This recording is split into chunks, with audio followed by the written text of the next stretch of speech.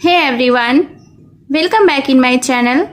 तो इस चैनल पर आप इंग्लिश स्टोरीज से रिलेटेड वीडियोस देखते हैं जिसमें कि आप इंग्लिश स्टोरीज का हिंदी में अनुवाद करना सीखते हैं। इसके साथ ही स्टोरी को रीड करना और इंग्लिश वर्ड्स के करेक्ट प्रोनाउंसिएशन के बारे में भी आप इस चैनल के थ्रू सीखते हैं। तो अगर आप इस चैनल पर न्यू हैं, मेरी वीडियो को पहली बार देख रहे हैं, तो मेरे चैनल को सब्सक्राइब कर लें और जो बेल का आइकन दिख रहा है उसे भी प्रेस कर दें ताकि मैं जब भी वीडियो अपलोड करूं तो इसका नोटिफिकेशन आप तक पहुंच जाए। तो आज जो मैं स्टोरी लेकर आई हूं यह एक शॉर्ट मॉरल स्टोरी है। बहुत ही अच्छी कहानी है। पूरी वीडियो को बड़े ध्यान से देखिएगा क्योंकि इसमें जो वर्ड्स यूज़ हुए हैं वो एडवांस लेवल के हैं और आपको बहुत सारे न्यू वर्ड्स भी इस स्टोरी में आपको मिलेंगे। तो चलिए स्टार्ट करते हैं आज का यह मॉरल स्टोरी। आज के स्टोरी का टाइटल है द पंपकिन। पंपकिन का अर्थ होता है कद्दू, तो शीर्षक का अर्थ हुआ कद्दू। So let's begin the story. Once Morris and Jason were two farmers. Once का अर्थ होता है एक बार, मॉरिस एंड जेसन यह नाम है दो व्यक्तियों का। फार्मर्स यानी कि किसान। तो एक बार की बात है, मॉरिस एंड जेसन दो किसान थे। Morris was hard-working and was well off, while Jason was lazy and not that well off. तो सबसे पहले इस सेंटेंस के वोकैबुलरीज को देखते हैं। हार्ड वर्किंग का अर्थ होता है कठिन परिश्रमी यानी मेहनत करने वाला। वेल ऑफ यानी कि धनी या दौलतमंद। वाइल का अर्थ होता है जबकि। लेजी यानी कि आलसी। तो फिर क्या हुआ कि मॉरिस वॉज हार्ड वर्किंग यानी मॉरिस जो था, मॉरिस किसान, वह बहुत ही मेहनती था। एंड वॉज वेल ऑफ और धनी या दौलतमंद था। वाइल यानी जबकि। जेसन वॉज लेजी, जेसन आलसी था। And not that well off और उतना धनी नहीं था। Once Morris produced a huge pumpkin of a rare variety. Produced यानी कि उत्पादन किया, ह्यूज यानी कि विशाल। रेयर का अर्थ होता है दुर्लभ यानी कि जो चीज़ आसानी से ना मिले उसे दुर्लभ कहते हैं। वैरायटी यानी कि किस्म। तो फिर उसके बाद क्या हुआ, Morris produced a huge pumpkin यानी कि मॉरिस ने एक विशाल पंपकिन का और कद्दू का उत्पादन किया ऑफ अ रेयर वैरायटी जो कि दुर्लभ किस्म के थे। इट हैड 4 legs, इसके 4 पैर थे। अ ट्रंक एक सूंड थी। एंड अ टेल और एक पूंछ थी। जस्ट लाइक एन एलिफेंट्स जैसा कि हाथियों को होता है। Joyfully Morris gifted the pumpkin to the king. Joyfully यानी खुशी खुशी। तो खुशी खुशी मॉरिस गिफ्टेड, मॉरिस ने उपहार में दे दिया the pumpkin to the king यानी कि उस कद्दू को राजा को। तो इस सेंटेंस को एक बार फिर से करते हैं कि खुशी से मॉरिस ने उस पंपकिन को राजा को उपहार में दे दिया। इन रिटर्न यानी कि बदले में the pleased king gifted Morris a real elephant.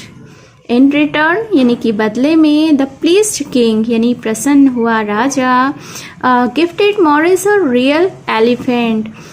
जो राजा था वो बहुत ही प्रसन्न हुआ और इसलिए उसके बदले में उसने एक असली हाथी मॉरिस को दिया।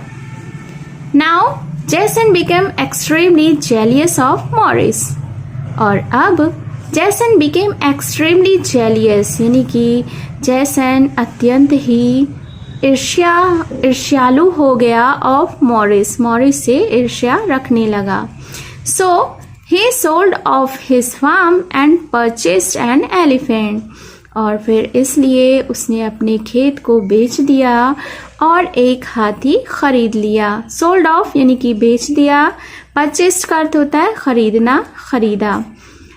He gifted it to the king, उसने इसे राजा को गिफ्ट किया यानी उपहार में दे दिया। किसे दिया? हाथी को जो उसने अपने खेत को बेचकर खरीदा था। The king was puzzled as to why a farmer would gift him an elephant. Puzzled यानी कि आश्चर्यचकित होना, यानी जब भी इतना हैरान हो जाना कि उसे कुछ समझ ना आए कि अब क्या करें, तो इस सिचुएशन में इंग्लिश में उसे पजल्ड कह सकते हैं। तो फिर उसके बाद क्या हुआ, द किंग वॉज पजल्ड, राजा बहुत ही आश्चर्यचकित था, हैरान था, as to why a farmer would gift him an elephant, क्यों आश्चर्यचकित था, उसने सोचा कि कोई किसान उसे एक हाथी उपहार में क्यों देगा। So he asked his minister to find the reason. Minister यानी कि मंत्री, रीजन का अर्थ होता है कारण, तो इसलिए उसने अपने मंत्री को कारण पता करने के लिए कहा। The minister found out the reason, अब मंत्री ने कारण को पता किया। He told the king everything, उसने राजा को सब कुछ बता दिया। So the clever king gifted Jason a nice pumpkin, और इसलिए चतुर राजा ने जैसन को गिफ्ट में यानी उपहार में एक अच्छा पम्पकिन, एक अच्छा कद्दू दिया। जैसन वॉज वेरी अपसेट, अपसेट यानी कि परेशान या उदास, तो जो जैसन था वह बहुत ही परेशान हुआ। He repented selling his farm, repented यानी कि पछतावा, फार्म यानी कि खेत, तो उसे अपने खेत बेचने पर बहुत ही पछतावा हुआ। Now he was a ruined man all because of his jealousy, ruined का अर्थ होता है तबाह, जेलिसी यानी कि ईर्ष्या, तो अब ही वॉज रुइन्ड मैन, अब वह एक तबाह व्यक्ति था, तबाह हो चुका था, all because of his jealousy, और किसके कारण हुआ था, सिर्फ उसकी ईर्ष्या के कारण। Moral of the story is jealousy is an evil, evil का अर्थ होता है बुरा। तो मोरल, इस स्टोरी से हमें यह मोरल मिलती है, यह सीख मिलती है कि ईर्ष्या अत्यंत ही बुरा है।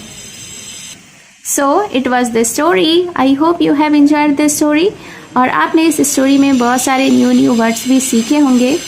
तो मिलती हूँ मैं फिर से एक न्यू इंटरेस्टिंग स्टोरी के साथ। Till then take care and bye bye.